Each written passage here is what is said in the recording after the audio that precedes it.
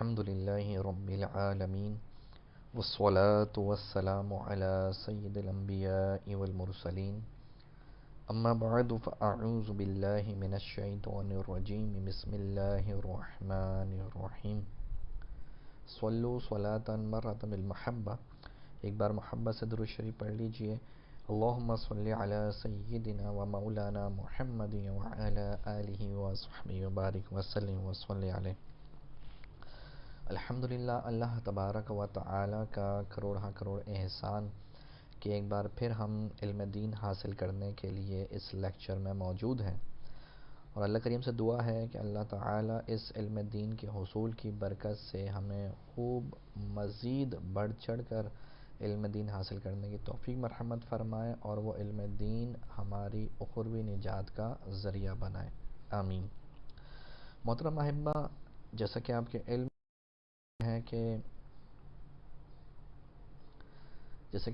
ہے کہ ہمارا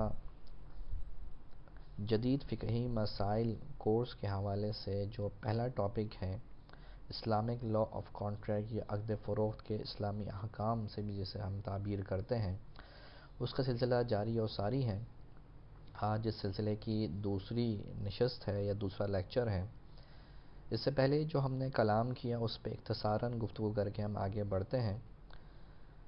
ابتداً ہم نے بے کی تعریف بیان کی تھی، تو آپ کو یہ بیان کیا کہ ہوا مبادلۃ المال بالمال بالتراضی، کہ باہمی رضامندی کے ساتھ ایک دوسرے کے مال کو تبادلہ کرنا، یہ بے کہلاتا ہے۔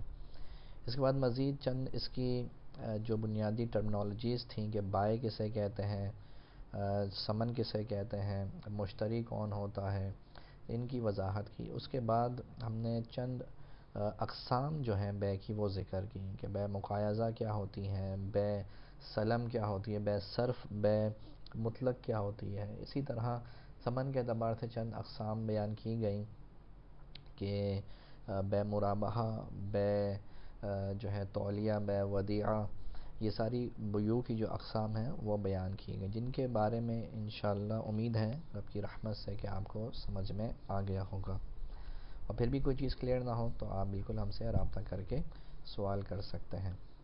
آج انشاءاللہ اس سلسلے کی دوسری نشست میں ہم بہت ہی امپورٹنٹ ٹاپک جو ہے وہ شروع کرنے جا رہے ہیں، اور یہ ہے شرائط بیوع کے حوالے سے۔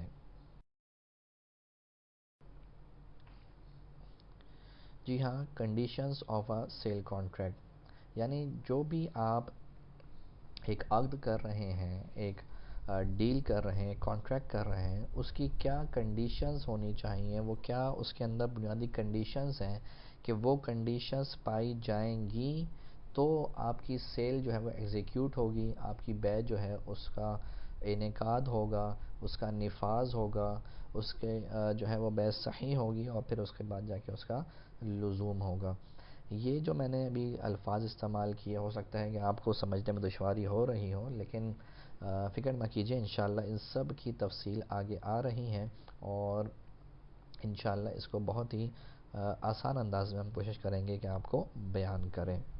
تو میں یہ عرض کر رہا تھا کہ اب جو ہم پڑھنے جا رہے ہیں وہ شرائط بیع ہیں، یعنی وہ کیا کنڈیشنز ہیں کہ جو ایک بیع کے عقد میں، یعنی کہ عقد بیع میں پائی جائیں، جس کی بنا پر وہ جو بیع ہے وہ ایگزیکیوٹ ہو سکے، وہ درست ہو سکے۔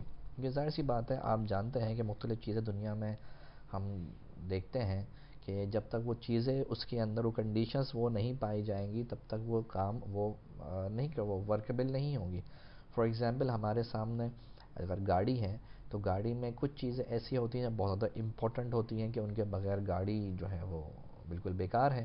مثال کے طور پہ انجن ہے گاڑی کا، کہ اگر گاڑی سے انجن نکال لیا جائے تو گاڑی بیکار ہے۔ اسی طرح اس کے ٹائرز ہیں، اس کا پھر کنٹرول کرنے کا اسٹیئرنگ ہے، اس طرح اور بھی چیزیں ہیں کہ جو بہت امپورٹنٹ ہوتی ہیں۔ اچھا، ان کی امپورٹنس میں بھی گریڈنگ ہوتی ہے یا لیولز ہوتے ہیں۔ بعض چیزیں جو ہیں بہت زیادہ امپورٹنٹ ہوتی ہیں، جیسے کہ ہم نے ذکر کیا کہ انجن ہے بہت زیادہ امپورٹنٹ ہے، پیٹرول ہے بہت زیادہ امپورٹنٹ ہے، ٹائرز ہیں بہت امپورٹنٹ ہے۔ بعض چیزیں ان کی امپورٹنس ہوتی تو ہے لیکن کم لیول کی ہوتی ہے۔ مثال کے طور پہ جیسے آج کل گرمی کے سیزن ہے تو گاڑی میں اگر بندہ جائے تو بالکل وہ تو تب جاتا ہے، بہت زیادہ ہیٹ اپ ہوئی ہوتی ہے گاڑی، تو اے سی امپورٹنٹ ہے لیکن اس کے بغیر بھی کام چل سکتا ہے. اسی طرح مررز ہیں، مررز امپورٹنٹ ہیں لیکن اس کے بغیر بھی آپ اپنی منزل تک پہنچ سکتے ہیں، لیکن آپ کو بہت ڈیفیکلٹی ہوگی، بہت مشکل ہوگی. تو معلوم یہ ہوا کہ بہت ساری چیزیں ایسی ہوتی ہیں کسی بھی چیز کے اندر کہ جو امپورٹنٹ تو ہوتی ہیں لیکن ان کی امپورٹنس کے لیولز ہوتے ہیں. وہ کنڈیشنز تو ہوتی ہیں لیکن ان کے کچھ لیولز ہوتے ہیں. اسی طرح بے کے اندر بھی کچھ چیزیں ہوتی ہیں جو اس کی کنڈیشنز میں شامل ہیں. بعض جو ہیں بہت زیادہ امپورٹنٹ ہوتی ہیں کہ ان کے بغیر جو ہے وہ بے ہوتی ہی نہیں ہیں، اور بعض چیزیں ایسی ہوتی ہیں جن کے بغیر بے تو ہو جاتے لیکن کچھ کمی اور کوتاہی رہ جاتی ہیں، جس کی بنا پر ہم یہ کہتے ہیں کہ بے ہو تو گئی لیکن اس میں یہ کمی ہے، اس کو دور کریں تاکہ بے پراپر ہو جائے. تو تھوڑا سا ایک آئیڈیا آپ کو ہو گیا ہوگا کنڈیشنز کے بارے میں، کنڈیشنز سے ہم کیا مراد لے رہے ہیں. اب ان کنڈیشنز کے نیچے آپ کو کچھ یہ پکچرز نظر آ رہی ہوں گی، آپ بھی سوچ رہے ہوں گے بھائی یہ پکچرز بلڈنگ کی نظر آ رہی ہیں، اس میں اس کا کیا مقصد ہے، اس کو کیوں بیان کیا جا رہا ہے، کیوں بیان کیا جا رہا ہے بھائی کیوں بیان کیا جا رہا ہے، ایک سوچنے کی بات ہے. تو بہرحال یہ چند پکچرز ہیں، ان میں آپ دیکھیں گے تو پہلی پکچر میں کچھ ایکسکیویٹرز ہیں، وہ ایک گراؤنڈ ہے اس کو خالی کر رہے ہیں. کیوں کر رہے ہیں؟ تاکہ اسے بلڈنگ بنے گی. اچھا، اس کے بعد اگلا سٹیپ کیا ہوا، جو ہے وہ فاؤنڈیشن ڈالی گئی. آپ جانتے ہیں کسی بھی بلڈنگ کے اندر ایک فاؤنڈیشن بہت زیادہ امپورٹنٹ رول پلے کرتی ہے، کہ اگر وہ فاؤنڈیشن ہی کمزور ہو گئی، اگر فاؤنڈیشن میں ہی نقص آ گیا تو پوری بلڈنگ بیکار ہے. اس کے بغیر بلڈنگ مطلب فاؤنڈیشن کے بغیر آپ بلڈنگ بنا ہی نہیں سکتے، ایز سمپل ایز دیٹ. اس کے بعد آگے جو ہے وہ فلورنگ ہو رہی ہے. فلورنگ بھی امپورٹنٹ ہے کیونکہ فلورنگ ہوگی تو پھر لوگ رہ پائیں گے نا، اس کو لوگ یوٹیلائز کر پائیں گے. صرف فاؤنڈیشن اگر ڈال دی تو فلورنگ تو فائدہ نہیں کر پائے گی.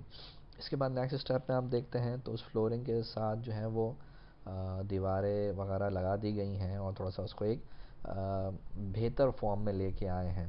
تو یہ چیز بھی ضروری ہے لیکن بہرحال یہ اتنی ضروری نہیں ہے، یا اس کی امپورٹنس اس لیول کی نہیں جتنی امپورٹنس جو ہے وہ اسٹرکچر کی ہے. یعنی پکچر نمبر 2 کی جتنی امپورٹنس ہے اتنی امپورٹنس اس کی نہیں ہے. امپورٹنس ہے لیکن بہرحال اتنی نہیں.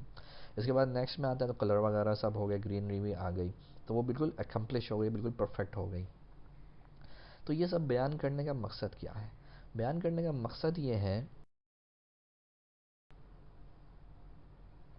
کہ جس طرح یہ بلڈنگز آپ دیکھ رہے ہیں کہ یہ پوری پکچرز آپ نے دیکھی کہ ایک فارم سے دوسری فارم میں آ رہی ہیں، اسی طرح جو بے ہے، ایک سیل کانٹریکٹ ہے، وہ بھی مختلف مراحل سے گزرتے ہوئے بالکل پرفیکٹ فارم میں آتا ہے. سب سے پہلے جو ہے بندہ ارادہ بے کرتا ہے، یعنی مجھے خریدنا ہے، مجھے بیچنا ہے، بندہ اس چیز کا ارادہ کرتا ہے، تو یہ ارادہ بے ہے. ارادہ بے میں اگر اس بے کے بنیادی ارکان، بنیادی انگریڈینٹس جو ہیں وہی اگر نہیں پائے جائیں گے تو بے ایگزیکیوٹ ہی نہیں ہوگی، وہ بے باطل ہوگی، وہ بے منعقد نہیں ہوگی، بے باطل ہوگی. چنانچہ ارکان بے پائے جائیں، جس طرح ہم نے پکچر میں دیکھا لاسٹ پکچر میں کہ کالمز جو ہیں، جو سٹرکچر ہیں وہ انتہائی زیادہ ضروری ہیں، کہ اس کے بغیر تو بلڈنگ کا تصور ہی محال ہے، کہ بغیر اسٹرکچر کے، بغیر فاؤنڈیشن کے. تو اسی طرح انعقاد بے بھی ایسی ہی حیثیت رکھتا ہے بے کے اندر، کہ جس طرح اسٹرکچر یا فاؤنڈیشن کسی بلڈنگ کے اندر رکھتے ہیں. یہ بھی گویا کہ ایک فاؤنڈیشن ہے. کہ یہ جو انعقاد بے ہے اس کی مزید کچھ کنڈیشنز ہیں، اس کی وضاحت ہے وہ انشاءاللہ ہم نیکسٹ سلائیڈ میں کرتے ہیں. کہ جب تک یہ انعقاد بے نہیں پایا جائے گا، بے منعقد ہی نہیں ہوگی. انعقاد بے کے بغیر بے کی حیثیت ایسی ہی ہے جیسی فاؤنڈیشن اور پلرز کے بغیر کسی بھی بلڈنگ کی حیثیت. تو I hope you understood my point, کہ آپ جو انعقاد بے ہے وہ کتنی زیادہ امپورٹنٹ ہے. اب جب یہ انعقاد بے کی جو شرائط ہے انشاءاللہ ہم آگے دیکھیں گے، تو جب وہ پائی جائیں گی تو پھر نیکسٹ سٹیپ کیا ہے، نفاذ بے. یعنی نفاذ بے کی اپنی شرائط ہے وہ پائی جائیں تو ان کی بھی حیثیت ایسی ہے جیسے کہ فلورنگ کی ہے، کہ امپورٹنٹ ہے بہت زیادہ. اس کے بعد صحت بے کی شرائط ہے، کہ بے کے صحیح ہونے کی کیا شرائط ہے، تو وہ آگے اس کے بعد نیکسٹ سٹیپ ہے وہ کنڈیشنز پائی جائیں گی. اور جب صحت بے کی شرائط پائی جائیں گی اس کے بعد لزوم بے کی شرائط ہے. تو لزوم بے کی شرائط وہ پائی جائیں گی تو بے پھر آپ کی فائنل ہو جائے گی، بالکل پرفیکٹ فارم میں ہوگی.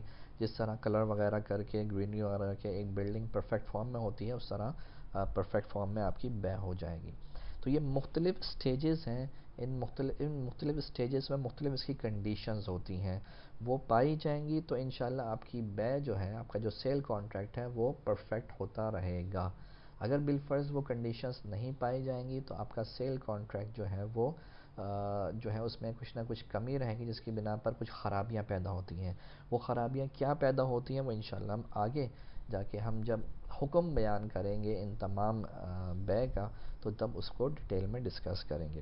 ابھی جو بات بس سر دست سمجھنے کی ہے وہ یہ ہے کہ کوئی بھی ایک بے ہو، کوئی بھی ایک سیل کانٹریکٹ ہو، اس کے اندر وہ کیا امپورٹنٹ ترین اجزاء ہیں جو پائے جانا ضروری ہیں. اس کے بعد وہ کون سے اجزاء ہیں جو پائے جانا ضروری تو ہیں لیکن اس قدر امپورٹنٹ نہیں ہیں. پھر کون سے اجزاء ہیں جو پائے جانا ضروری ہیں لیکن اس قدر امپورٹنٹ نہیں جتنے سابقہ دو ہیں. اور پھر اس کے بعد وہ کون سے اجزاء ہیں، وہ کون سے انگریڈینٹس ہیں جو پائے جائیں تو بے ہماری کمپلیٹ ہو جائے گی. تو انشاءاللہ ان سب کو ہم اسٹیپ وائز دیکھیں گے. اس سے آپ کو انشاءاللہ کسی بھی مسئلے کے حوالے سے کوئی بھی سیل کانٹریکٹ ہو اس میں خرابی ہے یا نہیں ہے، وہ پرفیکٹ ہے یا نہیں، کوئی چیز لیکنگ تو نہیں ہے، وہ انشاءاللہ آپ کو جاننے میں بہت ہی آسانی ہو جائے گی. تو پہلی جو ہماری کنڈیشن ہے وہ ہے انعقاد بے کی شرائط. انعقاد بے کی جو شرائط ہیں ان کو ہم 6 اسپیکٹس سے دیکھتے ہیں، 6 اعتبار سے دیکھتے ہیں. یعنی وہ 6 اسپیکٹس ہیں، 6 اعتبار ہیں، ان کے اکارڈنگلی ہم دیکھیں گے کہ کنڈیشن فلفل کر رہی ہیں یا نہیں کر رہی. بھئی مثال کے طور پہ جیسے ہم نے لاسٹ سلائیڈ میں دیکھا کہ اسٹرکچرز وغیرہ جو ہیں فاؤنڈیشن بنانے کے لیے مختلف چیزیں چاہیے ہوتی ہیں نا. مثال کے طور پہ سیمنٹ کے اعتبار سے بھی آپ اس کو دیکھتے ہیں، آپ اس کو ریتی کے اعتبار سے بھی دیکھتے ہیں، آپ اس کو جو ہے وہ جو لوہا جو سریا ڈال رہے ہیں اس اعتبار سے بھی دیکھتے ہیں. تو مختلف اعتبار سے دیکھ رہے ہیں. مثال کے طور پہ سیمنٹ جو ہے وہ سیمنٹ کس کوالٹی کا ہے، وہ فیلکن کا ہے یا لکی سیمنٹ ہے، کیونکہ اس میں بھی ڈفرینس آتا ہے. تو وہ کوالٹی آپ نے دیکھی، یہ سیمنٹ کا اعتبار ہو گیا. اسی طرح پھر آپ نے ریتی کا دیکھا تو ریتی باریک ریتی ہے، موٹی ریتی ہے یا بجری ہے، یہ اعتبار ہو گیا. پھر آپ نے جو ہے وہ کولمز دیکھے تو وہ جو ہے وہ لوہا جو ہے وہ لوہا کون سا ہے، لوہا پرانا لوہا ہے، پتلا لوہا، موٹا لوہا ہے، نیا لوہا ہے، وہ کیا اعتبار آتا ہے وہ دیکھیں. تو تمام چیزیں جب یہ مل جائیں گی تو پھر جا کے اسٹرکچر بنے گا. تو اسی طرح یہاں پہ بھی ہم بے کے اندر بھی دیکھیں گے کہ جو انعقاد بے کی شرائط ہیں تو مختلف اعتبارات سے، مختلف جہت، مختلف پرسپیکٹیو سے ہیں، مختلف ایکسپیکٹ سے ہیں کہ عاقد جو ہے یعنی جو کانٹریکٹر ہے جو عقد کر رہا ہے، جو خرید و فروخت کر رہا ہے، وہ اس کا اعتبار کیا، وہ کیسا ہونا چاہیے. اسی طرح جو کانٹریکٹ ہے وہ کیسا ہونا چاہیے. جو پلیس آف کانٹریکٹ ہے وہ اس کے بارے میں شریعت کیا کہتی ہے. جو سبجیکٹ میٹر ہے، مبی ہے، اس کے بارے میں شریعت کیا کہتی ہے. اور اسی طرح جو دونوں کانٹریکٹرز ہیں یعنی بائع اور مشتری، وہ دونوں ایک دوسرے کی بات کو سمجھ رہے ہیں، سن رہے ہیں یا نہیں، اس اعتبار سے بھی شریعت کے احکام کیا ہیں وہ انشاءاللہ ہم دیکھیں گے. تو پہلا جو اعتبار ہے وہ ہے عاقد کے اعتبار سے. عاقد یعنی کانٹریکٹر، عاقد مطلب عقد کرنے والا، یعنی کانٹریکٹ جو کر رہا ہے وہ. اب چاہے وہ بائع ہو چاہے وہ مشتری ہو، یہ دونوں ہی اسی کے اندر آ جاتے ہیں. تو انعقاد بے کی شرائط عاقد کے اعتبار سے کیا ہیں تو 2 کنڈیشنز ہیں. نمبر 1 عاقدین یعنی دونوں جو ہیں بائر اور سیلر، پرچیزر اور سیلر دونوں جو ہیں ان کا عاقل ہونا یعنی سمجھدار ہونا ضروری ہے. چنانچہ اٹ مینز کہ اگر وہ کوئی ایسا شخص ہے جو عقل اس کی معاف ہے، مجنون ہے، پاگل ہے، تو وہ شخص جو ہے وہ خرید و فروخت کا معاملہ نہیں کر سکتا. اگر وہ کرے گا تو اس کی جو بے ہے وہ نل اینڈ وائڈ ہوگی، وہ باطل ہوگی. اسی طرح اگر ایسا کوئی بچہ ہے جو ناسمجھ بچہ ہے، تو اگر ناسمجھ بچہ بے کر رہا ہے، کانٹریکٹ کر رہا ہے تو اس کی بھی بے نہیں ہوگی. لیکن ذرا اس کو سمجھیے گا. دیکھیں ناسمجھ بچہ 2 طریقے کی بے کر سکتا ہے. ایک بے تو وہ جو عام طور پہ فکس ریٹ ہے، مثال کے طور پہ وہ دکان پہ گیا ٹافیز خرید کے لیا، ٹافیز کتنے روپے، 1 روپے کی ہے، 2 روپے کی ہے، یا چپس خرید کے لے کے آ گیا. اب ناسمجھ بچہ ہے تو وہ اس طرح کی چیزیں خرید سکتا ہے، کیونکہ اس میں یاد رکھیے گا یہ شرط اس لیے لگائی گئی ہے تاکہ جو یہ بے کر رہا ہے وہ دھوکے میں نہ آ جائے، لوگ اس کو دھوکہ نہ دے دیں، لوگ اس کے ساتھ غلط نہ کر دیں. تو اس لیے شریعت نے یہ شرط لگا دی کہ بھائی جو عاقدین ہیں، جو بائر اور سیلر ہیں، دے مسٹ بی سین، وہ انسین نہیں ہونے چاہیے، وہ نہ سمجھ نہیں ہونے چاہیے، وہ مجنون نہیں ہونے چاہیے. تو اس لیے فرمایا یہ گیا کہ وہ سمجھدار ہو. تو ناسمجھ بچہ اگر ایسی بے کرتا ہے جو بہت ہی معمولی نوعیت کی ہوتی ہے، جیسے چپس خرید لیے یا ٹافیز خرید لیں، تو یہ جو بہت ہی نارمل ویلیو کے ہوتے ہیں، تو اس میں اگر وہ شخص بے کر رہا ہے، وہ نابالغ یا ناسمجھ بچہ بے کر رہا ہے، تو اس کی بے ہو جاتی ہے. ہاں بچہ اگر سمجھدار ہے، اگرچہ وہ نابالغ لیکن سمجھدار ہے، تو وہ بڑی بے بھی کر سکتا ہے. لیکن اگر ناسمجھ ہے تو وہ بڑی بے، کوئی بڑا کانٹریکٹ، سیل کانٹریکٹ جو ہے وہ نہیں کر سکتا. مثال کے طور پر کوئی ناسمجھ بچہ ہے 3-4 سال کا، وہ کہے کہ بھائی میرے حصے میں جو بھی یہ گھر وغیرہ آیا ہے اس کو میں بیچتا ہوں، یا میرے جو گاڑی میرے حصے میں انہیریٹنس میں آئی ہے اس کو میں بیچتا ہوں، تو یہ چیز وہ نہیں کر سکتا. شریعت اس کو ایگزیکیوٹ ہونے ہی نہیں دے گی. کیونکہ اس بات کا غالب امکان ہے کہ یہ بچہ جو ہے وہ غلط فیصلہ کر دے. دوسرا ہے عاقدین کا متعدد ہونا، یعنی بائر اور سیلر وہ ایک ہی بندہ نہ ہو سکتا ہے آپ کے ذہن میں یہ بات آ گئی ہو کہ یہ کیوں کنڈیشن لگا دی ہے، یہ تو کنڈیشن عجیب سی ہے. تو عجیب سی نہیں ہے، کنڈیشن ریالٹی میں ایگزسٹ کرتی ہے. مثال کے طور پر اس کی 2 صورت آپ کو بیان کروں. مثال کے طور پر میں اپنا موبائل اپنے آپ کو ہی بیچ دوں، تو بائر بھی میں، سیلر بھی میں.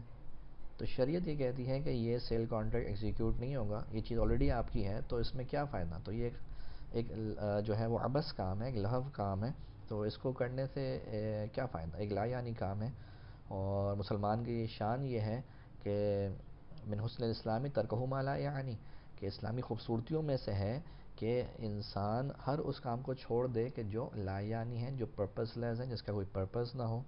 تو اگر میں ہی بائر ہوں، میں ہی سیلر ہوں، تو میں خرید و فروخت کر رہا ہوں، تو یہ ایک عجیب سی بات ہوئی. تو شریعت کہتی ہے یہ چیز نہیں ہونی چاہیے. ہو سکتا ہے آپ میں سے بعض لوگوں کو یہ بات ابھی بھی سمجھ میں نہ آئی ہو، تو ان کو ایک اور مثال سے میں دیتا ہوں، ایک اور سینیریو کریٹ کرتا ہوں یا پیش کرتا ہوں آپ کے سامنے. مثال کے طور پہ، اور یہ بہت ہی زیادہ ہوتا ہے، مثال کے طور پہ میں اپنے دوست کو کہتا ہوں کہ یار آپ روزانہ صدر مارکیٹ جاتے ہیں، تو صدر پہ جو ہے وہ فلاں دکان ہے، وہاں پہ جو ہے وہ اچھے گھڑیاں وغیرہ ملتی ہیں، تو کوئی بھی اچھی گھڑی جو ہے وہ مناسب خرید کر میرے لے کے آ جائیے گا. وہ کہتے چلو صحیح ہے. اب یہ کیا ہوا، یہ تو آپ نے اس کو ڈیلیگیٹ کر دیا. شریعت کس نگاہ سے اس کو دیکھتی؟ شریعت اس نگاہ سے دیکھتی ہے کہ یہ شخص آپ کا وکیل ہے، یہ آپ کے بیہاف پر وہ چیز مارکیٹ میں جا کے خریدے گا اور پھر لا کے دے گا، تو یہ آپ کا وکیل ہوا. اب ہوتا کیا ہے، اگر یہ آ جاتا ہے وہاں سے خرید کے مارکیٹ سے لے کے آ کے آپ کو دے دیتا ہے، آپ اس کو پیسے دیتے ہیں، تو یہ صحیح ہے، کوئی مسئلے کی بات نہیں ہے، اس میں کوئی مسئلے کی بات نہیں. لیکن اگر ہوتا یہ ہے کہ یہ جو آپ کا دوست ہے، جو شریعت کی نگاہ میں آپ کا وکیل بنا، جس کو آپ نے ڈیلیگیٹ کیا ایک کام، یہ کرتا یہ ہے کہ یہ سوچتا ہے کہ یار صدر جان کے میں خریدوں، میرے پاس ایک آلریڈی گفٹ میں آئی ہوئی نئی گھڑی ہے، وہ اچھی ہے میرے پاس، تو میں کہ صدر میں آ کے بیچوں، ایک کام کرتا ہوں اسی کو اپنے دوست کو دے دیتا ہوں، تو اس کا بھی فائدہ ہو جائے گا، میرا بھی فائدہ ہو جائے گا کہ یہ گھڑی میرے پاس ایکسیس میں تھی، اس کو ضرورت ہے تو میں اس کو دے دوں گا، تو مجھے پیسے مل جائیں گے اور وہ اس کی بھی ضرورت پوری ہو جائے گی. تو ہوا کیا، تو شریعت جو اس کے ایکٹ ہے، اس کا جو عمل ہے، اس کو کیسے دیکھتی ہے. تو شریعت کہتی ہے کہ نہیں، یہ جو آپ نے اپنی گھڑی اس کو بیچ دی نا، یہ شرعی طور پر درست نہیں ہے، یہ بے باطل ہو گئی، کیونکہ اس میں انعقاد بے کی شرائط میں سے جو عاقد کے اعتبار سے 2 شرائط ہیں، یعنی عاقدین کا متعدد ہونا، یعنی عاقدین 2 الگ الگ افراد ہوں، یہ شرط نہیں پائی جا رہی، یہ کنڈیشن ایگزسٹ نہیں کر پائی جا رہی. تو ایسی صورت میں ہم یہ کہیں گے کہ اس میں خرابی یہ آئی کہ دیکھیں آپ نے وکیل بنے، آپ وکیل کی حیثیت ایسی ہوتی ہے جیسا کہ ریئل کی، یعنی اصل انسان کی. تو آپ کو جو وکالت ملی، جو آپ وکیل بنے، تو اس کا مطلب یہ ہے کہ آپ جو ہے وہ، مثال کے طور پر زید نے بکر کو وکیل بنایا، تو بکر جو ہے اس کی اپنی ذات ایسی ہے جیسا کہ زید. اب یہ اپنی ہی چیز بکر کو بیچتا ہے، تو اس کا مطلب کیا ہوا؟ اس کا مطلب یہ ہوا کہ یہ ایک ہی بندہ چیز خرید رہا ہے اور ایک ہی بندہ بیچ رہا ہے. بھائی مثال کے طور پر آپ جاتے ہیں مارکیٹ تو کیا کرتے ہیں؟ نیگوسیشن کرتے نہیں کرتے؟ اس کی اچھائی، چیز کی اچھائی برائی دیکھتے نہیں دیکھتے؟ دیکھتے ہیں نا، ایسا ہوتا ہے. تو نیگوشیٹ کر کے پھر آپ کرتے ہیں. لیکن جو یہ کنڈیشن ہے، یعنی جیسے آپ نے بکر کو ڈیلیگیٹ کیا کہ بھائی میرے لیے گھڑی لے آنا، اور وہ اپنی گھڑی لا کے آپ کو بیچ دیتا ہے، تو اس میں کیا ہوگا؟ کیا نیگوسیشن پائی جائے گی؟ نہیں پائی جائے گی. کیا وہ اس کی خرابیاں اور اچھائیاں خریدے گا؟ دیکھتے وقت، خریدتے وقت دیکھے گا؟ نہیں دیکھے گا. وہ بولے گا چلو یار اتنا چلتا ہے تھوڑا بہت، یہ تو ہے، چلو اوکے جانے دو. تو اس بات کا ہو سکتا ہے نہ ہو، لیکن اس بات کا کبھی امکان ہے کہ وہ بات نہ آئے کہ جو بات کسی تھرڈ پارٹی سے وہ خرید کے کرتا. تو اس لیے چونکہ اس میں انسان کا جو خریدار ہے اس کے نقصان کا پہلو بہت واضح ہے، تو اس لیے شریعت مطہرہ نے کہا کہ جو بھی بائر اور سیلر ہوں وہ دونوں الگ الگ پارٹیز ہوں، وہ دونوں الگ الگ افراد ہوں. ایک ہی شخص بائر بھی ہو، ایک ہی شخص سیلر بھی ہو، تو یہ چیز درست نہیں ہے. جیسے کہ اس مثال میں کہ جو بکر وکیل بنا، تو یہ میرے طرف سے تو یہ بائر ہے، لیکن اپنی طرف سے یہ سیلر بھی ہے. تو ایک ہی بندہ بائر بھی بن رہا ہے، ایک ہی بندہ سیلر بھی بن رہا ہے. تو اس بنا پر یہ شرط جو ہے عقد کے اعتبار سے یہ جو ہے وہ نہیں پائی جا رہی، مفقود ہو رہی ہے. تو انعقاد بیع کی شرائط معدوم ہوئی، تو یہ بیع کیا ہو جائے گی؟ یہ بیع باطل ہو جائے گی. اس کے بعد اگلی جو شرط ہے وہ ہے عقد، کانٹریکٹ کے اعتبار سے. یعنی اب کانٹریکٹ جو ہو وہ کیسا ہونا چاہیے؟ تو اس اعتبار سے دیکھیں، چند باتیں آپ کے سامنے لکھی ہوئی نظر آ رہی ہوں گی. پہلی ہے ایجاب و قبول، یعنی آفر اینڈ ایکسیپٹنس کا ایک دوسرے کے مطابق ہونا. پہلے تو یہ جان لیجئے کہ ایجاب و قبول کیا ہوتا ہے. دیکھیں، جب بھی ہم کوئی چیز مارکیٹ میں خریدنے جاتے ہیں تو ایک بائر ہوتا ہے، ایک سیلر ہوتا ہے.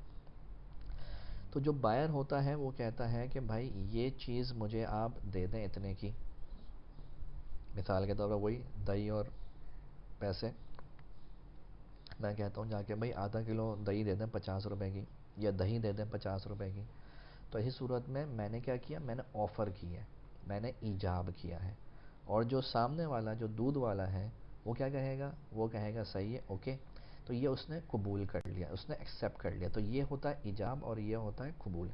لیکن ضروری نہیں ہے کہ ایجاب جو ہے یعنی آفر جو ہے وہ بائر کی طرف سے ہو، اور ایکسیپٹنس جو ہے وہ مشتری کی طرف سے ہو، خریدار کی طرف سے ہو. ایسا ضروری نہیں ہے. یا یوں کہہ لیجئے کہ ضروری نہیں ہے کہ آفر جو ہے وہ بائر کی طرف سے ہو اور ایکسیپٹنس جو ہے وہ سیلر کی طرف سے ہو. بلکہ ایسا بھی ہو سکتا ہے کہ ایکسیپٹنس جو ہے وہ بائر کی طرف سے ہو، آفر جو ہے وہ سیلر کی طرف سے ہو. اس کا مثال طور پر یوں کر سکتے ہیں، جیسا کہ ہم مارکیٹ سے گزر رہے ہیں تو آپ نے دیکھا ہوگا لوگ بولتے ہیں بھائی یہ لے لو، 50 روپے کا بہترین چیز ہے، 50 روپے کی بہترین چیز ہے، 50 روپے کا کپڑا بہترین چیز آپ کو ملے گی. تو یہ کیا ہے؟ جیسے مارکیٹ میں جاتے ہیں یا اسٹاکس وغیرہ پہ ہوتے ہیں تو لڑکے وغیرہ کپڑے وغیرہ بیچ رہے ہوتے ہیں جو گاڑی وغیرہ صاف کرنے کے ہوتے ہیں.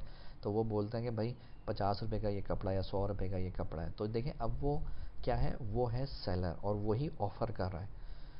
آپ کہتے ہیں چلو صحیح ہے، اوکے آپ لے لیتے ہیں، تو آپ نے ایکسیپٹ کر لیا. تو یہ ہے ایجاب و قبول. تو امید ہے کہ آپ سمجھ میں آ گئی ہوگی آپ کے کہ آفر اینڈ ایکسیپٹنس کیا ہے. تو اب یہاں پہ یہ کہہ رہے ہیں کہ ایجاب و قبول جو ہے یہ ایک دوسرے کے مطابق ہو. ضروری ہے کہ ایک دوسرے کے مطابق و موافق ہو. اٹ مینز کہ ایسا نہ ہو کہ مثال کے طور پر آپ نے کہا کہ بھائی دہی جو ہے یہ آدھا کلو آپ نے دے دیں 20 روپے کی. اب وہ جو دکان والا ہے وہ کہے صحیح ہے میں نے قبول کیا 30 روپے کا. تو اب یہ تو عجیب سی بات ہو گئی نا، آپ نے 20 روپے کا ہے، اس نے کہا 30 روپے.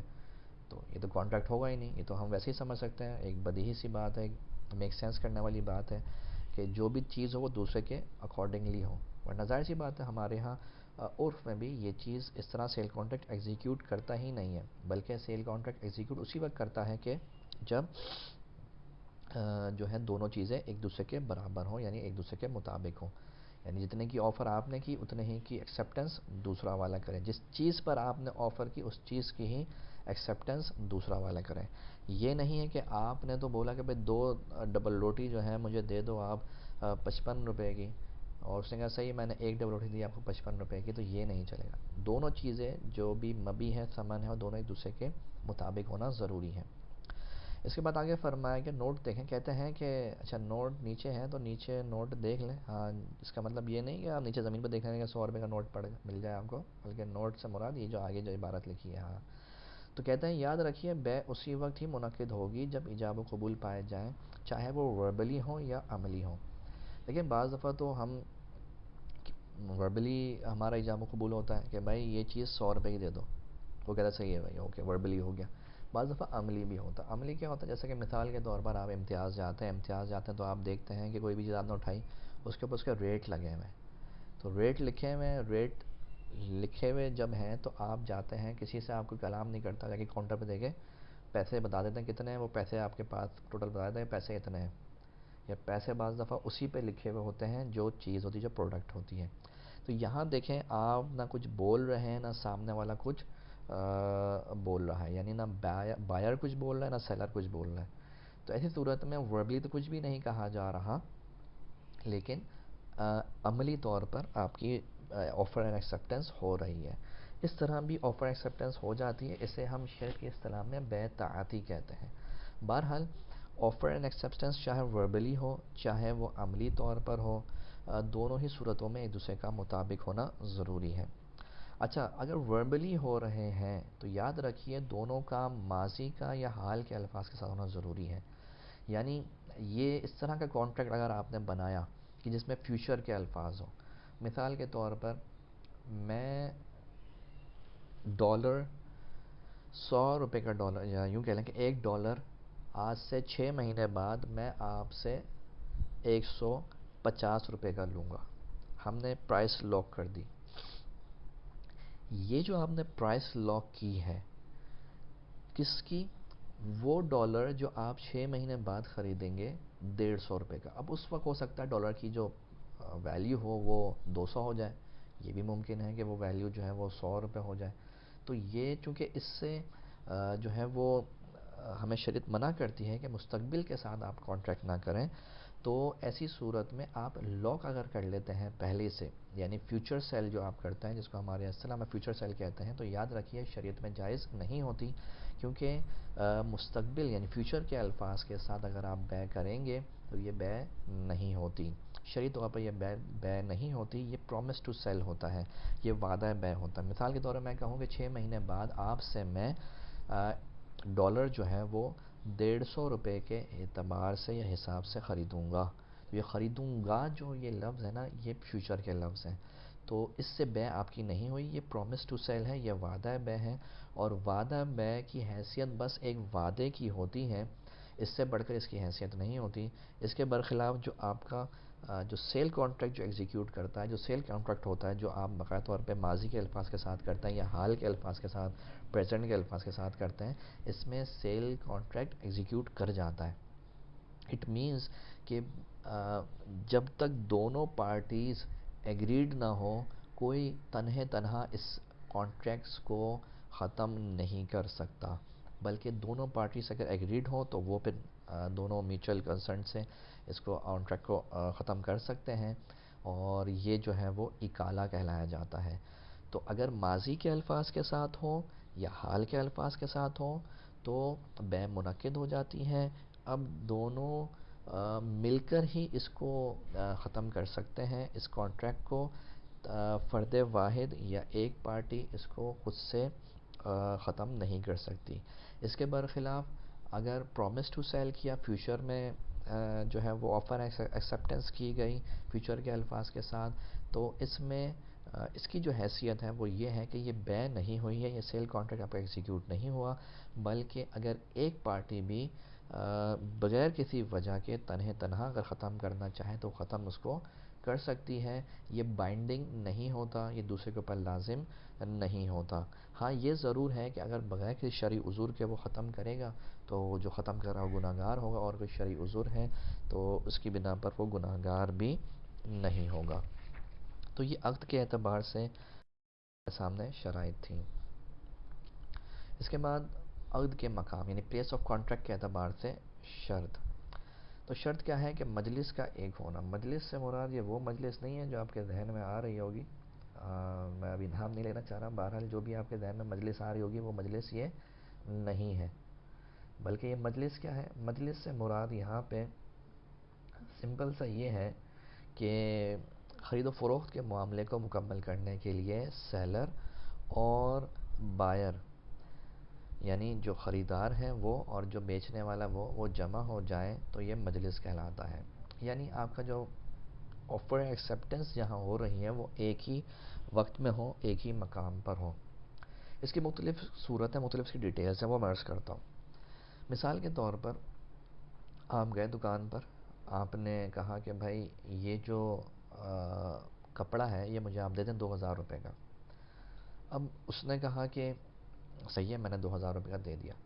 جب اس نے قبول کر لیا تو اب یہ آپ کا سیل کانٹریکٹ ہو گیا.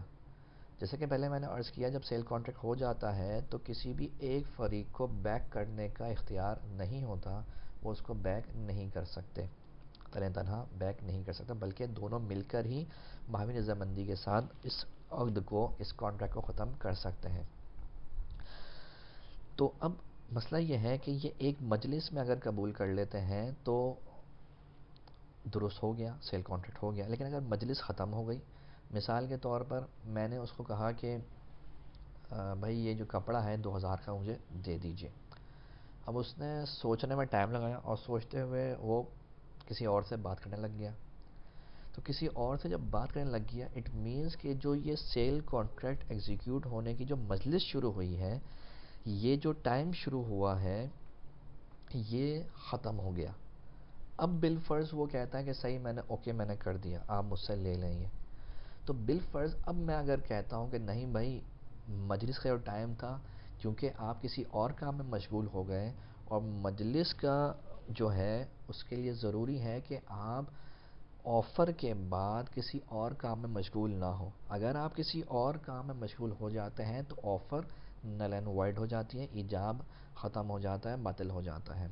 چنانچہ آپ چونکہ کسی اور کام میں مشغول ہو گئے تھے تو لہٰذا اب جو میری آفر تھی وہ ختم ہو گئی. اب میں اس کو 2000 روپے کا نہیں لے رہا, اب میں اس کو 1500 روپے کا لوں گا.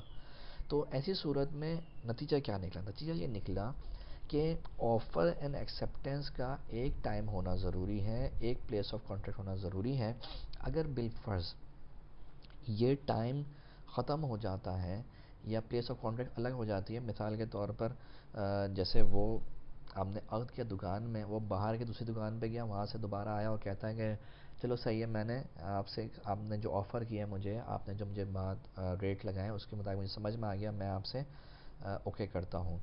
تو اب چونکہ یہ مجلس ختم ہو گئی تھی, یہ ٹائم فریم جو ہے یہ ختم ہو گیا تھا, تو ایسی صورت میں ہم یہ کہیں گے مجلس ختم ہو گئی. جیسے ہی مجلس ختم ہو جاتی ہے تو یہ آفر تھی یہ انویلڈ ہو جاتی ہے, یہ باطل ہو جاتی ہے. تو ایسی صورت میں اب ہوگا کیا؟ اب ہوگا یہ کہ اب وہ جو کہے گا کہ بھائی میں آپ کو 2200 روپے میں دیتا ہوں یا 2000 روپے میں دیتا ہوں, تو یہ اب اس کی طرف سے کہے جانے والے کلمات جو ہیں یہ آفر بنیں گے, اور میں اگر اس کو قبول کر لیتا ہوں وہ ایکسیپٹنس بنتا ہے. اس کی ایک اور صورت یہ بھی ہوتی ہے کہ بعض دفعہ آفرز جو ہوتی ہیں وہ وایا ای میل ہوتی ہیں یا وایا فون ہوتی ہیں. تو اب دیکھیں اس میں دونوں جگہیں الگ الگ ہیں, تو دونوں جگہیں الگ الگ اگرچہ ہوں, لیکن جس ٹائم وہ آپ کو ملی وہ ای میل, وہ میسج آپ کو جو آفر کا ملا, اس ٹائم کے ملنے کے بعد آپ یہ دیکھیں کہ کیا آپ نے کوئی ایسا کام تو نہیں کیا کہ جو اس آفر کے حوالے سے تھوڑا سا عدولی کا تقاضا کر رہا ہوں, یا اس آفر کے حوالے سے تھوڑی سی آپ نے کہا چلو اس کو بعد میں دیکھیں گے, اس طرح کا اگر معاملہ ہو تو وہ آفر انویلڈ ہو جاتی ہے. تو اب اگر انویلڈ ہو جانے کے بعد آپ ایکسیپٹ کرتے ہیں تو دوسری جو پارٹی ہے, دوسرا جو فریق ہے, اس کو یہ رائٹ ہے کہ وہ یہ کہہ دے کہ بھائی میں تو بیک کر گیا تھا, میں نے تو اپنی آفر کینسل کر دی تھی, کیونکہ آپ نے اسی مجلس میں رپلائی نہیں کیا, اسی وقت میں رپلائی نہیں کیا, تو اس لیے جو مجلس ہے وہ ختم ہو چکی تھی اور میری آفر انویلڈ ہو گئی تھی. تو یہی وجہ ہے کہ آپ نے دیکھا ہو کہ بعض کمپنیز وغیرہ کے جب میسیجز آتے ہیں آفرز کے تو وہ یہ کہتے ہیں کہ جو کمپنی ہے اس کو اختیار ہے کہ جب بھی وہ چاہے اس آفر کو ختم کر دے. تو بیسیکلی وہ اس مجلس کے اختیار کو ہی استعمال کر رہے ہوتے ہیں کہ جیسے انہوں نے کہا تو اب ان کے پاس جب تک آپ اس کو ایکسیپٹ نہیں کریں گے اس وقت تک ان کے پاس اختیار ہے کہ وہ اپنی آفر سے بیک کر جائیں, آفر کو ختم کر دیں. اسی طرح اگر آپ جو ہے وہ آپ نے آفر ریسیو کی لیکن آپ کسی اور کام میں مشغول ہو گئے تو اب یہ آفر یہ انویلڈ ہو گئی. اب اگر آپ ایکسیپٹ کرتے بھی ہیں تو شرعی طور پر یہ ایکسیپٹنس یا قبول نہیں ہوگا بلکہ یہ آفر ہی شمار کی جائے گی. تو اس لیے یاد رکھیے کہ دونوں آفر اینڈ ایکسیپٹنس کا ایجاب و قبول کا ایک مجلس میں ہونا ضروری ہے. اگر بالفرض مجلس تبدیل ہو جاتی ہیں تو بعد میں جو آپ ایکسیپٹنس کر رہے ہیں جو قبول کر رہے ہیں وہ آفر بن جائے گی, اور جو سامنے والا ہے جو ادر پارٹی ہے وہ اگر اس کو قبول کر لے گا تو وہ پھر قبول بن جاتا ہے, وہی ایکسیپٹنس بن جاتی ہے.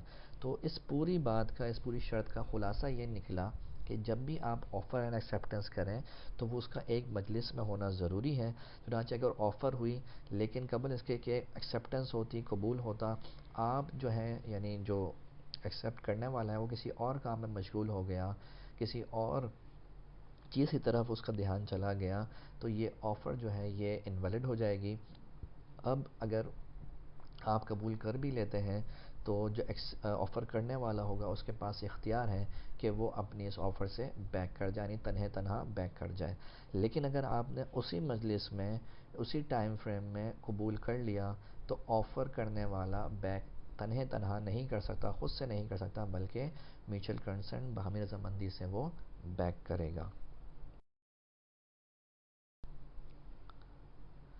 اس کے بعد اگلی جو شرط ہے وہ ہے سبجیکٹ میٹر کے اعتبار سے یعنی مبی کے اعتبار سے, اور یہ بہت ہی زیادہ امپورٹنٹ ہے. عمومی طور پر لوگ اسی کے حوالے سے جو ہے وہ پریشان ہوتے ہیں اور اسی کے حوالے سے مسٹیکس کرتے ہیں. تو مبی کے اعتبار سے چند شرائط ہیں. وہ کیا ہے؟ پہلی شرط یہ ہے کہ مبی کا موجود ہونا, یعنی مبی جو ہے وہ ایگزسٹ کرتی ہو, اس کی ایگزسٹنس ہو, اس کا وجود ہو. چنانچہ اگر آپ نے کوئی ایسی چیز بیچی جس کی ایگزسٹنس ہی نہیں ہے, مثال کے طور پہ میں یہ کہوں کہ بھائی 2025 میں یو ایس اے کے اندر جا کے میں ایک مکان بناؤں گا اور نیو جرسی کے اندر وہ مکان جو ہے نا میں نے آپ کو بیچ دیا ابھی. تو یہ کیا بات ہوئی بھائی؟ یہ تو عجیب سی بات ہو گئی کہ آپ نے ایک چیز جو آپ نے بنائی ہے, بنائی تو ہے, کہاں بنائی ہے؟ شیخ چلی کے خواب و خیال میں. تو ایسی صورت میں کیا ہوگا؟ ایسی صورت میں جو ہے وہ بولے گا بھائی یہ تو عجیب بات آپ نے کر دی, ہادہ شیء عجیب, یہ تو عجیب بات کر دی کہ آپ نے ایک چیز بنانی ہے 5 سال وہ بھی امریکہ میں, پہلے تو آپ پاکستانی, اوپر سے مولوی پتہ نہیں آپ کو جانے دیں گے نہیں دیں گے, تو وہاں پر آپ نے بنائی اور آپ نے بیچ دی. تو یہ کیا ہے بھائی؟ اس چیز کا نام وجود ہے نہ موجود ہے. تو ایسی چیز جو بھی چیز کا وجود نہ ہو وہ آپ نہیں بیچ سکتے. اسی طرح میں کہوں کہ بھائی میں نے جو ہے وہ ایک گائے ہے اور وہ اس کا جو بچہ ہوگا اور اس بچے کا جو بچہ ہوگا وہ میں نے وہ بیچ دیا. وہی بات, عجیب, یہ چیز تو وجود ہی نہیں ہے. تو وجود جس چیز کا نہ ہو تو وہ بیچنا جائز نہیں ہوگا. اگر آپ بیچیں گے, اس کی بے کریں گے, اس کو خرید و فروخت کریں گے تو یہ بے انویلڈ ہوگی, بے باطل ہوگی. کیوں؟ کیونکہ انعقاد بے کی شرائط میں سے جو ایک شرط ہے یعنی مبی کے اعتبار سے کہ مبی موجود ہو, وہ شرط نہیں پائی جا رہی. دوسرا ہے کہ مبی کا شرعاً مال متقوم ہونا. دیکھیں مال متقوم کسے کہتے ہیں؟ یہ اصطلاح ٹرمنالوجی ہے, اور ٹرمنالوجی سے پریشان نہیں ہونا چاہیے, ٹرمنالوجی کو سمجھنا چاہیے. اور میں نے جان بوجھ کے لفظ اس لیے استعمال کیے ہیں تاکہ یہ چیزیں ہماری سماعت سے جب ٹکرائیں تو ہمارے ذہن کے کسی کونے میں بیٹھ جائیں تاکہ ہمارے لیے سمجھنا دشوار ہو جائے, دشوار نہیں تھوڑی آسان ہو جائے. تو سابقہ جو ہمارا لیکچر تھا اس میں بعض لوگوں نے یہ کہا کہ آپ بہت مشکل اصطلاحات استعمال کر رہے ہیں, تو اس کو آسان کریں. تو دیکھیں اس کی 2 وجوہات ہیں. پہلی وجہ یہ ہے کہ ایگزیکٹ ریپلیسمنٹ انگلش میں عربک ٹرمنالوجیز کی یہ نہیں ہے, بعض کی ہے لیکن اکثریت کی نہیں ہے. اس لیے ایگزیکٹ چیز کو سمجھنے کے لیے ضروری ہے کہ آپ عربک ٹرمنالوجی جو ہے وہ استعمال کریں تاکہ سمجھنا آسان ہو جائے. بھائی انگلش بھی تو سیکھی ہے نا, عربی بھی سیکھ لیں. جیسے حدیث میں آیا کہ العربیہ لغت اہل الجنہ, کہ جو عربی زبان ہے لغت العربیہ لغت اہل الجنہ, کہ وہ عربی زبان جو ہے یہ اہل جنت کی زبان ہے. تو جنت میں بھی تو انشاءاللہ ہمیں جانا ہے, تو وہاں پہ بھی تو ہم سیکھیں گے عربی. سیکھیں گے نہیں, خیر وہاں تو اللہ تعالیٰ کا کرم ہوگا, عربی آ جائے گی جس کو نہیں آتی ہوگی. تو بہرحال کہنے کا مطلب یہ ہے کہ جس طرح ہم انگلش کی طرف توجہ دیتے ہیں, ویسے ہی اگر ہم عربی سیکھنے کی طرف بھی توجہ دیں تو ہمارے لیے بہت ہی آسان ہو جائے گا. تو ہم نے کہا کہ شرن مال متقوم ہو. شرن مال متقوم ہونے کا کیا مطلب ہے؟ شرن مال متقوم ہونے کا مطلب یہ ہے کہ اس چیز کی کوئی نہ کوئی ویلیو ہو. صحیح. مال متقوم ہم دو اعتبار سے کہتے ہیں. پہلی اعتبار یا پہلی جہت یہ ہے کہ وہ اس کی کوئی نہ کوئی ویلیو ہو. مثال کے طور پر روڈ پہ پڑے جو پتھر کنکر ہوتے ہیں, ان کی کوئی ویلیو نہیں ہوتی, بالکل یہ ورتھ لیس ہوتے ہیں, ان کی کوئی بھی ویلیو نہیں ہوتی. تو یہ جو چیز ہوگی یہ مال متقوم. اس طرح جو ٹیشو پیپر چھوٹا تھا, اس کا یوز ٹیشو پیپر کا ٹکڑا ہوگا یا جو بھی پڑا ہوا ہوگا, وہ کیا ہوگا؟ وہ ورتھ لیس ہوگا, اس کی کوئی بھی ویلیو نہیں ہوگی. اور جب ویلیو نہیں ہوگی تو ہم اسے کہیں گے کہ یہ مال متقوم نہیں ہے. دوسری صورت کیا ہے؟ دوسری صورت یہ ہے کہ شریعت نے بھی اس کی ویلیو کو تسلیم کیا ہو, یعنی شرعی طور پر بھی وہ ویلیویبل ایک آئٹم ہو یا ایسٹ ہو. چنانچہ خنزیر, شراب, خمر, الکوہل, یہ تمام چیزیں ایسی ہیں کہ یہ ویلیویبل نہیں ہیں. شریعت نے ان کو حرام قرار دیا ہے, ان کی کوئی ویلیو نہیں ہے.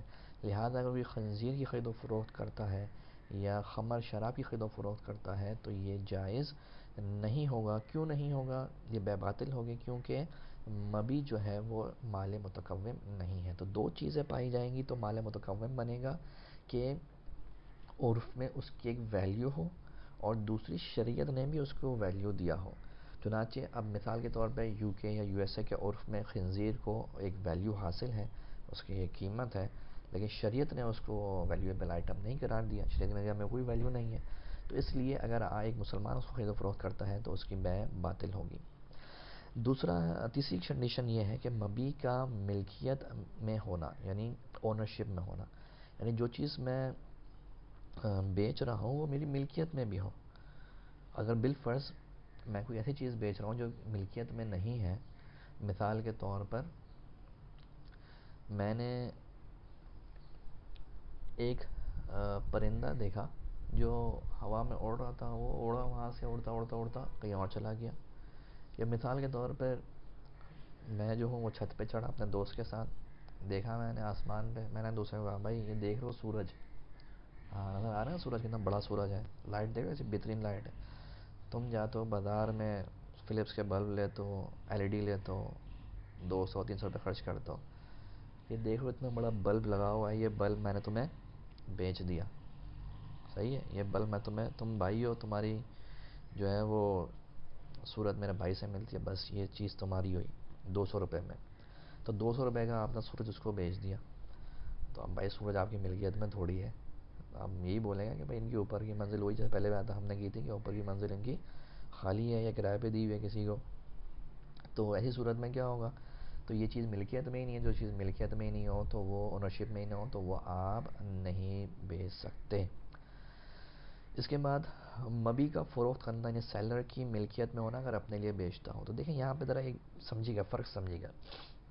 بعض دفعہ ایسا ہوتا ہے کہ ہم کسی اور کی چیز جو ہے وہ بیچ رہے ہوتے ہیں.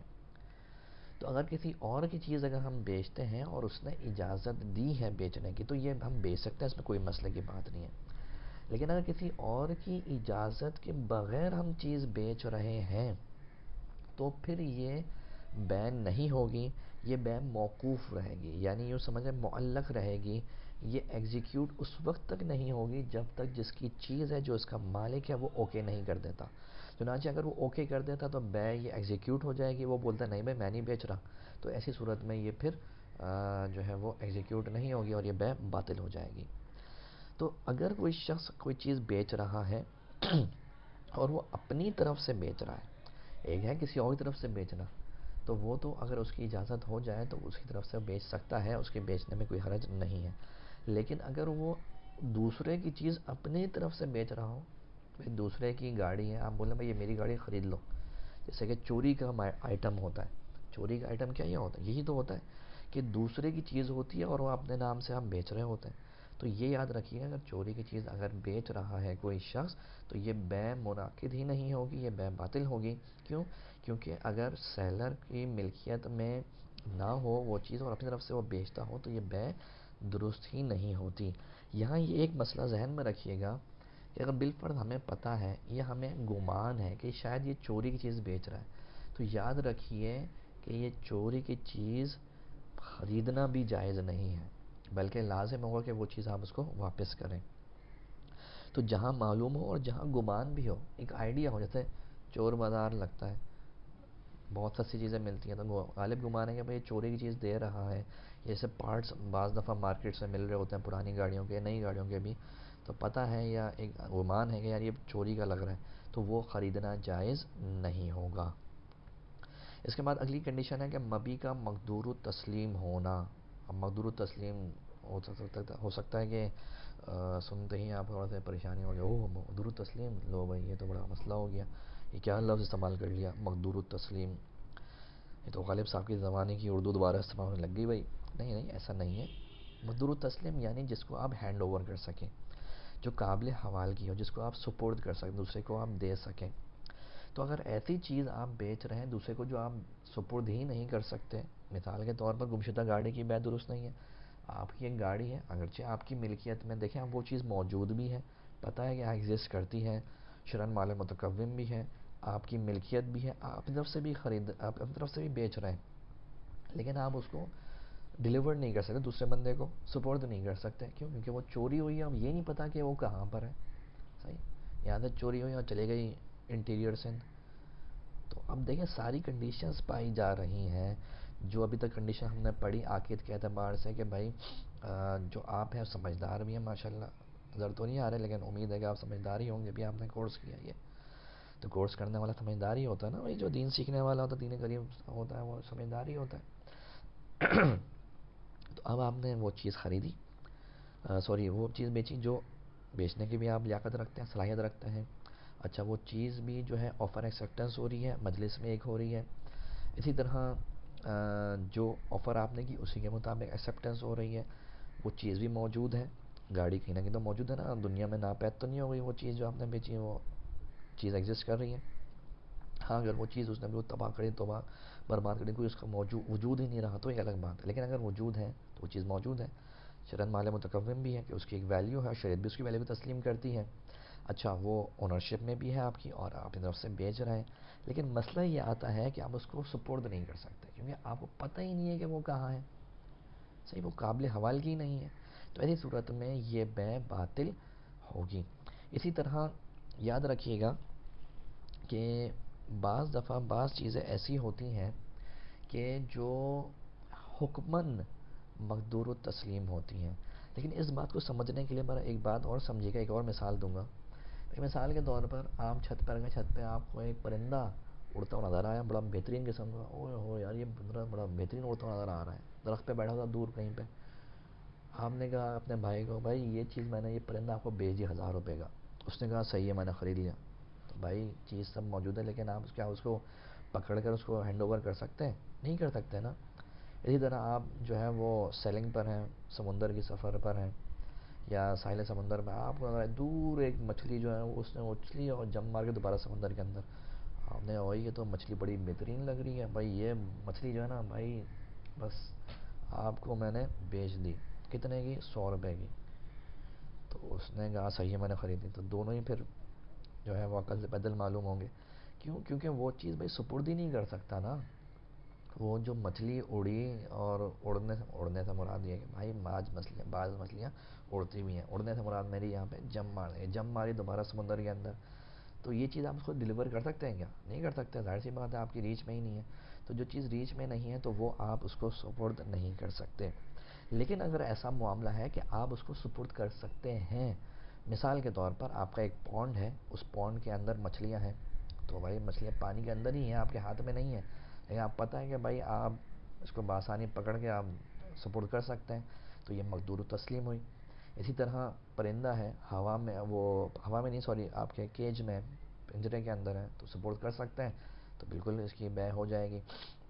اسی طرح آپ کا پالتو پرندہ ہے، کبوتر ہے مثال کے طور پر، ہوا میں اڑ رہا ہے، تو ہوا میں تو آپ اس کو نہیں سپورٹ کر سکتے، لیکن آپ کو پتہ ہے کہ یہ جو کبوتر ہے میرا پلا ہوا، یہ لوٹ کے آ جائے گا میرے پاس، تو اب اگرچہ یہ فزیکلی طور پر ڈیلیوریبل نہیں ہے، لیکن حکماً یہ مقدور التسلیم ہے، یعنی شریعت کہتی ہے کہ چونکہ یہ لوٹ کر آ جائے گا، تو اس لیے ہم جو ہے اس کو مقدور التسلیم ہی شمار کریں گے۔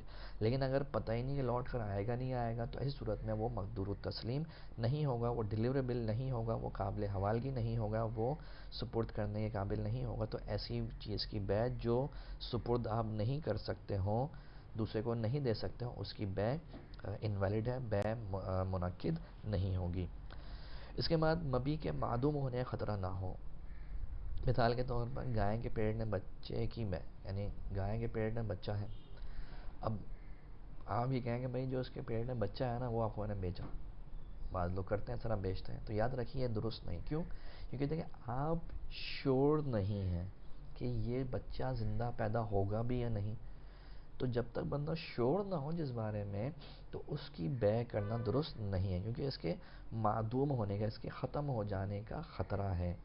اسی طرح جو ہمارے گاؤں دیہات کے اندر پھلوں کی پہلے سے ہی جو ہے اس کو بیچ دیتے ہیں، بھائی یہ درخت ہے، ان پہ اتنے پھل لگیں گے، وہ آپ کو میں نے بیچ دیے، تو یاد رکھیے اگر بے سلم نہیں ہے، کیونکہ بے سلم جو ہے اس میں معدوم یعنی ایسی چیز جو ایگزسٹ نہیں کرتی، اس کی بھی بے جائز ہوتی ہے، لیکن اس کی اپنی کنڈیشنز ہوتی ہیں، اس کا تھوڑا سا ہم نے ایک اندازہ آپ کو فرسٹ لیکچر میں دیا تھا، تو وہ ایک الگ اس کی کنڈیشنز ہوتی ہیں، تو ایک الگ بات ہے، لیکن کنڈیشنز اگر میٹ نہیں کرتی نارمل صورتوں میں، یاد رکھیے کہ معدوم چیز یعنی وہ چیز جو ایگزسٹ نہ کرتی ہو اس کی بے درست نہیں ہوتی۔ تو نارملی ہمارے جو فارمز وغیرہ ہوتے ہیں، گاؤں دیہات وغیرہ ہوتے ہیں، تو اس کے اندر یہی ہوتا ہے کہ ایسی چیز کی بے کی جا رہی ہوتی ہے جو ایگزسٹ نہیں کر رہی، پھل ابھی موجود نہیں ہے، اس کی بے کر دی، تو یاد رکھیے جب تک وہ ظاہر نہ ہو جائے پھل، اس وقت تک اس کی بے کرنا یہ درست نہیں ہے، کیونکہ مبی کے معدوم ہونے کا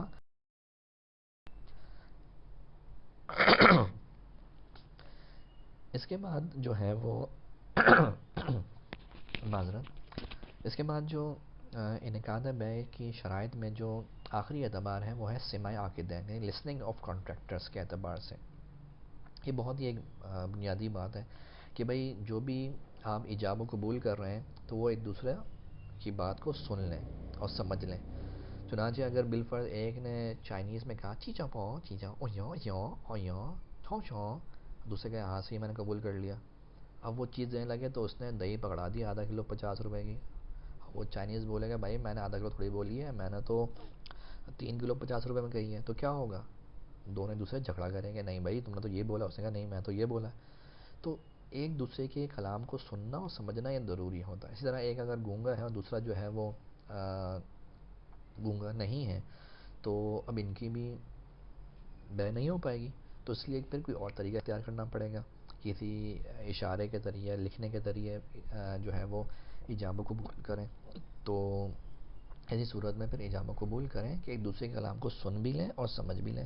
چنانچہ اگر اتنا شور ہو رہا ہے کہ دوسرے کی بات کو سمجھ میں نہیں آ رہی، اس نے کہا کہ بھائی اب جیسے مثال کے طور پر ہم لوگ جب یونیورسٹی میں تھے تو ہم لوگ گئے تھے پاکستان ٹور پہ، خزدار نہیں، کیا نام تھا اس جگہ کا، نام جہاں ذہن سے نکل گیا، پنجاب کی جگہ تھی ڈیرہ پنجاب، تو اس نے کہا کہ بھائی یہ 20 روپے کا ہے، اب ہمیں کیا پتہ بھائی 20 روپے کیا ہوتا ہے، تو ہم کراچی والے، ہمیں نہیں پتہ 20 روپے کیا ہوتا ہے، تو ہم نے منگا لیا، ہاں بھائی صحیح ہے، تو اس نے کہا دوست نے جو جانتا تھا پنجابی، تمہیں پتہ ہے 20 روپے کیا ہوتا ہے؟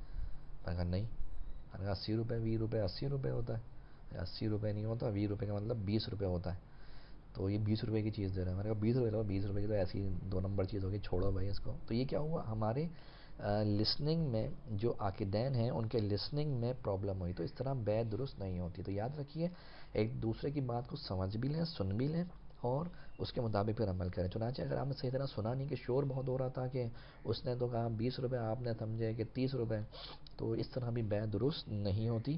تو ایک دوسرے کی بات کو سمجھنا ضروری ہوتا ہے.